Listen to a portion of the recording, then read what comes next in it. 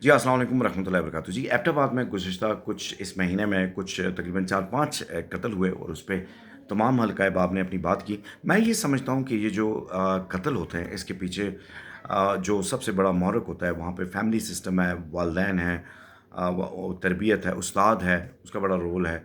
तो ये कत्ल क्यों होते हैं? मेरे पास तकरीबन 26-27 साल जो मैंने जितने भी स्पेशल नीड बच्चों को पढ़ाया तो मैंने सीखा कि जो तरबियत का जो टाइम होता है वो जो 9 महीने का जो वक़्त होता है, जो बच्चा अपनी माँ के पेट में गुज़ारता है, उस वक़्त माँ का जो मज़ाज है, उसकी सोच है, उसका रवैया है और जो मियाँ-बीवी की आपस में बातचीत और वो जो म्यूचुअल उनका आपस में अंडरस्टैंडिंग है, प्रॉब्लम सॉल्विंग स्किल्स हैं, आपस के वो जो मामलात होते हैं, उनको वो कैसे डील करते हैं, ये बहुत बड़ा असर रखता है बच्चे की इंसानी आने वाली ज़िंदगी के लिए।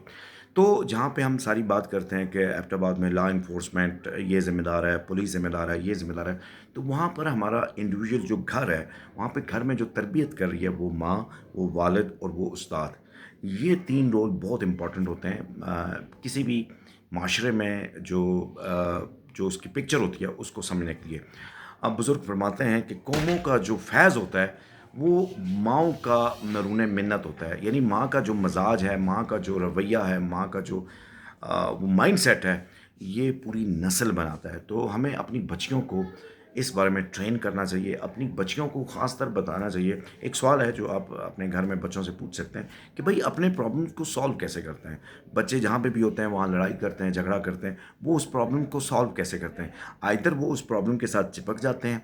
माँ से सवाल पूछना चाहिए कि भई आप जब खफ़ा होती हैं, तो कितनी देर के लिए आप खफ़ा होती हैं? एक माँ अगर वो खफ़ा होती है, अपने जो उसकी घर है, उसमें जो बरादरी है, उसके साथ अगर वो इस तरह वो करती है, तो ये उसकी आने वाली जो नस्ल होती है, उसको बहुत डैमेज करती है। तो बेसिकली ये जो कत्ल होते हैं, इसके पीछे एक माइंडसेट होता है, इसके पीछे कुछ ट्रॉमास होते हैं, इसके पीछे कुछ ऐसी चीज़ें होती हैं, नफ्सियाती ऐसी चीज़ें होती हैं जो इन सारी चीज़ों को क्या करता है ट्रिगर करता है।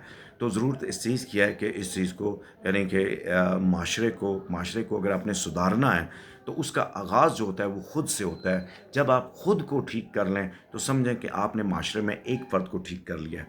बहुत-बहुत शुक्रिया। अस्सलाम वालेकुम।